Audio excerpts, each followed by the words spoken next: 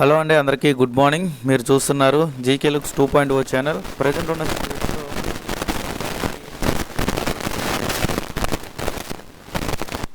ఎలా చేస్తున్నారు, యూట్యూబర్లు ఎలా చేస్తున్నారు అనేది క్లియర్గా మీకు చెప్పబోతున్నాను. నెక్స్ట్ టైం నుంచి మీకు తెలుస్తుంది అన్నమాట. ఈ రకంగా మన వీళ్ళు మభ్య పెడుతున్నారు అనేది మీకు తెలుస్తుంది. దాన్ని బట్టి మీరు అసలు ఎవరిని ఫాలో అవ్వాలి, ఎవరిని ఫాలో అవ్వకూడదని అది మీ ఓన్ డిసిషన్ అన్నమాట. అది నేను చెప్పకూడదు. బట్ ఏది కరెక్ట్ కాదని మాత్రం వీడియోలో చెప్తాను. వీడియో తెలుసుకోండి ఖచ్చితంగా. మీకు ఖచ్చితంగా మంచి సబ్జెక్ట్ ఉంటుంది అనుకుంటున్నాను. వీడియోలోకి వెళ్ళే ముందు ఎప్పటిలాగే లైక్ చేయండి. ఇన్ఫర్మేటివ్గా అనిపిస్తే తప్పకుండా షేర్ చేయండి. అలాగే మన ఛానల్ చూస్తూ కూడా ఇంకా సబ్స్క్రైబ్ చేసుకోకపోతే సబ్స్క్రైబ్ చేసుకొని సపోర్ట్ చేయండి. అలాగే ఇంకా ఎవరైనా సరే ఇంటర్లింక్లో రిజిస్ట్రేషన్ అవ్వకపోతే వీడియో ఆఫర్లో 2 ఫోటోలు వస్తే వాటి మీద క్లిక్ చేసి మీరు రిజిస్ట్రేషన్లోకి వెళ్ళచ్చు. లేదా కింద డిస్క్రిప్షన్లో ఫస్ట్ కామెంట్లో కూడా లింక్స్ ఇచ్చిన వాటి మీద క్లిక్ చేసి కూడా చూడొచ్చు. ఓకే, ఫస్ట్ వచ్చేసి ప్రజెంట్ ఉన్న సిచ్యువేషన్లో ఆన్ పేస్లో కానీ విక్టరీ విత్ లాస్ట్లో కానీ ఏం జరుగుతుంది అంటే, ఇప్పుడు దాకా దాదాపు 50 రోజులు దాటింది. ఎటువంటి పాపప్ కానీ ఎటువంటి చేంజెస్ కానీ మనకి విక్టరీ విత్ లాస్ట్లో కానీ ఆన్ పేస్లో కానీ రాలేదు. ఆన్ పేస్లో మనం ఓన్ న్యూస్ 20.2 కోసం వెయిట్ చేసి దాదాపు 2 మంత్స్ దగ్గరకు వచ్చిందన్నమాట. మరి ఎందుకు ఆయన ఇవ్వలేదు అనేది ఆయనకి తప్ప కారణం అనేది ఎవరికీ తెలీదు. అలాగే విక్టరీ విత్ లాస్ట్లో పాపప్ అనేది ఎందుకు ఆగింది అనేది కూడా కారణం ఎవరికి తెలియదు. అలాగే ప్రజెంట్ ఉన్న సిచ్యువేషన్లో ఇంకా చాలామందికి కేవైసీలు ఇవన్నీ కూడా ప్రాబ్లమ్స్ వస్తూనే ఉన్నాయండి. మనం చేసే ప్రయత్నాలు ఎన్ని చేసినా సరే వస్తూనే ఉన్నాయి. వాటికి పరిష్కారం అనేది దొరకట్లా. మనం ఎన్నోసార్లు చెప్పుకున్నాం, కంపెనీ సైడ్ నుంచి వాళ్ళు సపోర్ట్ టీం లేదు. ఇప్పుడు ఇన్ని లక్షల మంది ఫౌండర్స్ వీళ్ళ మీద నమ్మకం పెట్టుకొని విక్టరీ విత్ లాస్ట్లోకి రమ్మనగానే ఎగేసుకొని వెళ్ళాం. మనం బేసిక్గా చెప్పాలంటే కంపెనీ వాళ్ళు రమ్మన్నారు, ఏదో ఒకటి చేస్తారన్నారు కాబట్టి మనం తక్కువని చెప్పి దాంట్లోకి వెళ్ళడము, కేవైసీ చేసుకోవడం అన్నీ చేసాం. బట్ చాలా వరకు సపోర్ట్ టీం కూడా లేకుండా 3 నెలల బట్టి ఒక సంస్థ స్టార్ట్ అయిందంటే ఎలా నమ్మంటారు చెప్పండి. ఇవన్నీ కొంచెం ఇబ్బందికరమైన వాతావరణాలు అన్నీ ఉన్నాయి. దానివల్ల చాలామంది ఫౌండర్స్ అయితే ఇబ్బంది పడుతున్నారు అనమాట. ఓకే, ఇది ఒక పక్క నుంచి జరుగుతుంది. రెండో పక్క నుంచి కొంతమంది వ్యక్తులు ఉంటారు. 21వ తారీఖు అంటాడు ఒకడు, 22 అంటాడు ఒకడు, 25 పక్కా అంటాడు ఒకడు, 30 తారీఖు వచ్చేసి ఖచ్చితంగా మీటింగ్ జరిగిపోద్ది అంటాడు ఒకడు. ఈ రకంగా మనని నలిపి వదిలేరన్నమాట. కానీ ఒక్కటి కూడా జరగల. వాళ్ళు చెప్పిన దాంట్లో ఒక్కటి కూడా జరగల. ప్రతిరోజు పెడతారండి ఈవినింగ్ పూట, ఈరోజు రాత్రికి న్యూస్లో పాపప్ వస్తుంది. ఆన్ పేస్ మీదే పడుతున్నారు. ఇంకా విక్టరీ విత్ లాస్ట్ మీద ఇంకా మొత్తానికి సైడ్ చేస్తారు మాటిలు. ఓకే, ఓఎస్లో వచ్చేస్తుంది, డాలర్స్ వర్షం కురుస్తుంది, అది ఇది అటు డమల్ బుష్ అని అంటనే ఉన్నారు. ఈ రకంగా మభ్య పెట్టేవాళ్ళు కొంతమంది. వీళ్ళు అరుపులు మెరుపులు కేవలం వాట్సాప్ గ్రూప్ వరకు మాత్రమే. అంతకుమించి వీళ్ళు బయటికి బహిరంగ రాలేరు. వీళ్ళు పేరు చెప్పరు, వీళ్ళు ఊరు చెప్పరు, వీళ్ళు ఫోన్ నెంబర్ అసలు చేస్తే చెప్పరు.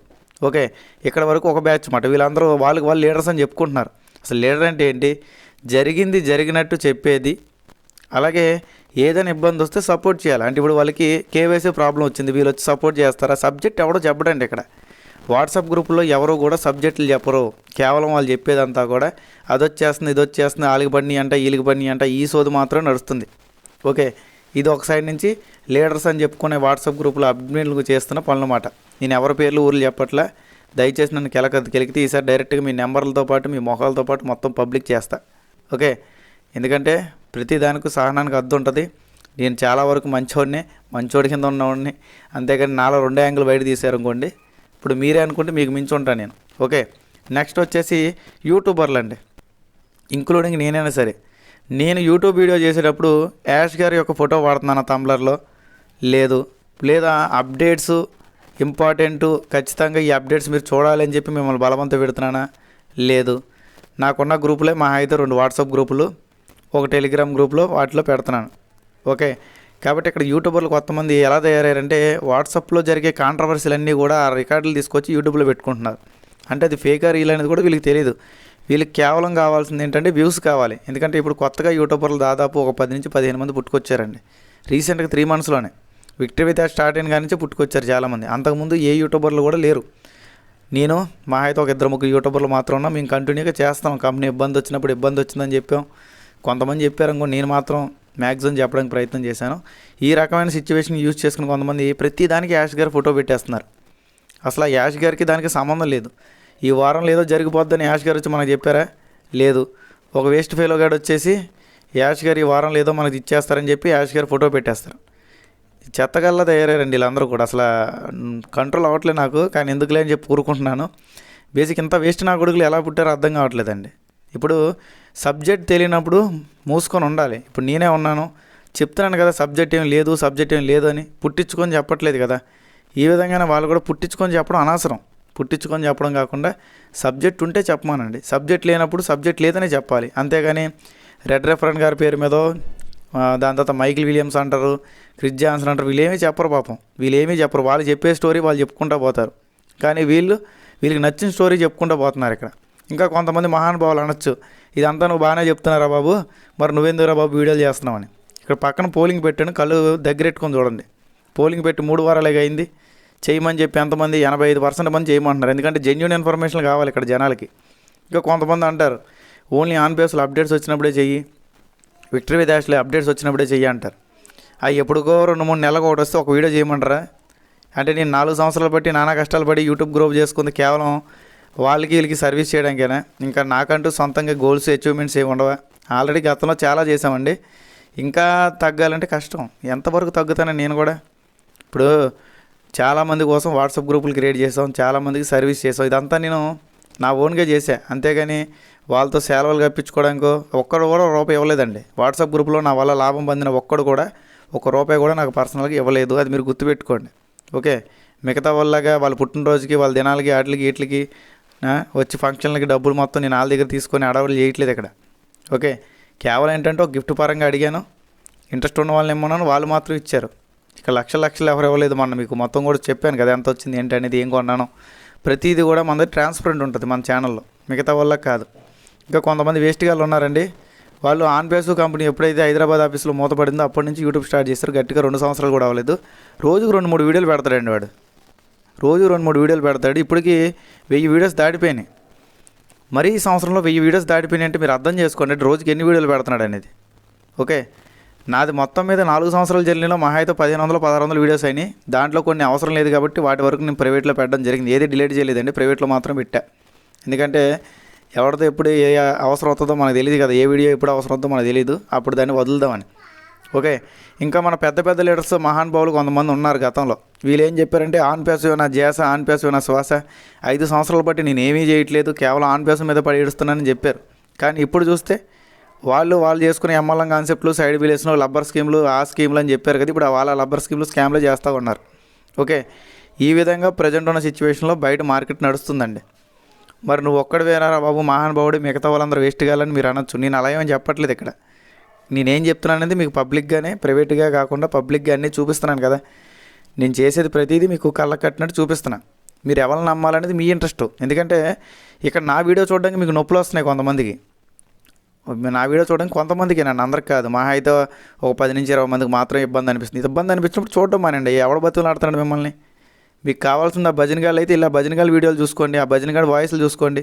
మీరు ఆ ఊహల్లోనే బతికి సావండి. రేపు పొద్దున మీరు సంకనాకపోయి రోడ్డు మీద పడిపోయి మీ అడుగు దెబ్బ స్టేజ్కి వచ్చాం జీకే గారు ఏంటి అంటే నేనేం చేయను మీకు ఇంక హెల్ప్ అప్పుడు. ఎందుకంటే నేను చేయాల్సిన హెల్ప్ అంతా ఏంటి, మీకు జెన్యూన్ ఇన్ఫర్మేషన్ ఇవ్వడం, అక్కడ మంచి జరిగితే మంచి జరిగిందని చెప్పడం, చెడు జరిగితే చెడు జరిగిందని చెప్పడం. అంతేగాని నా కొడుకులాగా ఐడీలు అమ్ముకుదెంగడానికి, ఆన్ బేస్లో ఐడీలు అమ్మదెంగడానికి, ఆన్ బేస్ను ఓవర్గా హైప్ చేసి ఎవరి దగ్గర 25,000 ఐడీ కొనేసి ఆడి 1,50,000కి 2,00,000 వేరేవాడు కమ్మేసి మధ్యలో కమిషన్ మింగే టైపు కాదు నేను. ఓకే, అలాంటి వేస్ట్ నా కొడుకులు, చెత్త నా కొడుకులు మాత్రం అలాంటి పనులని చేస్తారు. నేను అలాంటి గడ్డి తినే పనులు చేయనండి. ఇప్పుడు దాకా ఒక్క ఐడి కూడా నేను పర్సనల్గా మధ్యలో ఉండి అమ్మచ్చలేదు. అసలు ఐడీలు అమ్ముతానని నాకు ఎవరైనా ఫోన్ చేసినా నాకు అనవసరం అని చెప్పా. ఒక్క ప్రూఫ్ ఉంటే ఎవరి దగ్గర చూపించమనండి. ఆ వేస్ట్ యూట్యూబర్ గాలు చేసి అని నేను చూపిస్తా. స్క్రీన్ షాట్లతో, స్క్రీన్ రికార్డులతో పాటు ఉన్నాయి నా దగ్గర. ఓకే, కాబట్టి ఎందుకు కలగట్లేదంటే నాకు అనవసరం అది. ఎందుకంటే అమ్ముకున్నాడు తీసుకున్నాడు బాగున్నప్పుడు నాకు ఎందుకంటే ఇబ్బంది. కానీ ఆలోచేసి ఏదో లేనిదాన్ని ఉన్నట్టు సృష్టిస్తున్నారు చూస్తారా, అక్కడే నాకు కాలుతుంది. పోనీ వాళ్ళేం ఖాళీగా అసలు తిండి దికానా లేని వాళ్ళంటే కాదు. వాళ్ళకి కొంపలు ఉన్నాయి, అన్నీ ఉన్నాయి, జాబులు ఉన్నాయి, అన్నీ ఉన్నా సరే మళ్ళీ యూట్యూబ్ చిల్లర మీద ఎందుకు ఆధారపడుతుందంటే యూట్యూబ్లో కావాల్సిన వాళ్ళకి చిల్లర కాదు, జనాల అభిమానం కావాలి. జనాల అభిమానంతో వాళ్ళు క్యాష్ చేసుకుంటారు అన్నమాట. ఓకే, ఇది మీరు అర్థం చేసుకొని ఇవన్నీ అయినప్పుడు కల్లా సగం జీవితం సంకనాకపోద్ది. వాళ్ళ ఛానల్ ఫాలో అవుతున్న వాళ్ళ గురించి చెప్తున్నా. మిగతా వాళ్ళు అయితే సేఫ్ జోన్లో ఉన్నట్టు. ఎందుకంటే మీ పని మీరు ఎప్పుడైతే చేసుకొని మీ ఫ్యామిలీని మీరు ఎప్పుడైతే అండగా ఉన్నారో, ఏదో జీకే ఒక్కడే కొంచెం బాగా చెప్తున్నాడు కదా, ఓ 10 నిమిషాలు చూసి వదిలేద్దాం మనోడే కదా అని అనుకుంటున్నారో వాళ్ళందరికీ నేను ఖచ్చితంగా ఎప్పటికీ రుణపడి ఉంటానండి. మిగతా వాళ్ళందరికీ నాకు అనవసరం. ఎందుకంటే వాళ్ళు వాడి ఛానల్ చూస్తారు, నా ఛానల్ చూస్తారు, ఇంకోటి ఛానల్ చూస్తారు. 10 వీడియోలు పెడితే 10 మంది వీడియోలు చూస్తారు వీళ్ళు. ఓకే, ఇలాంటి వాళ్ళ వల్ల మనకి లాభం ఉండదు, వాళ్ళకి లాభం ఉండదు. ఎందుకంటే రోజుకి గంటన్నర వేస్ట్ వాళ్ళకి. ఓకే, దీన్ని బట్టి అర్థం చేసుకోండి. ప్రజెంట్ అయితే అసలు ఎటువంటి అప్డేట్స్ ఇన్ఫర్మేషను పబ్లిక్గా కానీ ప్రైవేట్గా కానీ కంపెనీ సైడ్ నుంచి రాలేదు. ఆన్ బేస్ నుంచి రాలేదు, విక్టరీ డాష్ నుంచి రాలేదు. ఒకవేళ ఎవరైనా వచ్చిందని చెప్పాడంటే అదంతా కూడా వాడు సొంతంగా క్రియేట్ చేసుకొని చెప్తున్నాడు అన్నట్టు. ఓకే, కాబట్టి అర్థం చేసుకొని మీ వర్క్స్ మీరు చేసుకుంటూ ప్రశాంతంగా ఉండండి. కుదిరితే నన్ను ఫాలో అవ్వండి, అది కూడా ఇబ్బంది అయితే మీ ఇష్టం. ఓకేనండి. లాస్ట్ అండ్ ఫైనల్ ఒకటే చెప్తున్నానండి, ఆడ్ వాయిస్ లీడ్ వాయిస్లు వాడుకున్న వాళ్ళు కానీ, లేదా యాష్ గారు ఫోటో పెట్టుకొని యాష్ గారి పేరు వాడుకుంటూ తమ్లర్ క్రియేట్ చేసుకున్నాడు వాడు కానీ, తమ్నైల్ ఓకే క్రియేట్ చేసుకున్నాడు వాడు కానీ, వాళ్ళు సొంతంగా క్రియేటివిటీ లేదని మీరు ఇక్కడ అర్థం చేసుకోండి. ఓకే, ఇక్కడ నేను ఎప్పుడు కూడా నా ఫోటో నేను పెట్టుకుంటా, అంతేకాని యాష్ గారి ఫోటో ఇంకోటి ఫోటో కావాలని పెట్టుకోను. ఆయన అప్డేట్ చెప్తే ఆయన ఫోటో పెట్టాలి, అంతేగాని అప్డేట్ అనే పదం వాడమే కరెక్ట్ కదా. నేను అప్డేట్ అనే పదం వాడేసి సంవత్సరంన్నర అయింది. మరి నువ్వేం ఇస్తావు అంటే ఇన్ఫర్మేషన్ అంటే ఏంటి, అక్కడ తెలిసింది ఇక్కడ తెలిసినట్టు చెప్పడం. అప్డేట్ అంటే కొత్తగా జరిగిందని చెప్పడం. అప్డేట్కి ఇన్ఫర్మేషన్ కూడా తేడా తెలియదు కొంతమంది ఎదవలకి. అప్డేట్ అయితే ఒకటి, ఇన్ఫర్మేషన్ అయితే ఒకటే అంటారు. అప్డేట్ వేరు, ఇన్ఫర్మేషన్ ఒకటి వేరు. ఈ మాత్రం కూడా తెలియదు వీళ్ళకి. ఓకే, ఎవరైనా బాధపడి ఉంటే సారీ అండి. ఇబ్బంది పడినా సరే ఇవేమో నిజాలు. ఓకే, ఇంటర్లింక్లు ఎవరైనా రిజిస్ట్రేషన్ చేసుకోకపోతే పైన ఫోటోలు వచ్చినాక వాటి మీద క్లిక్ చేసి రిజిస్ట్రేషన్ చేసుకోండి. Thank you.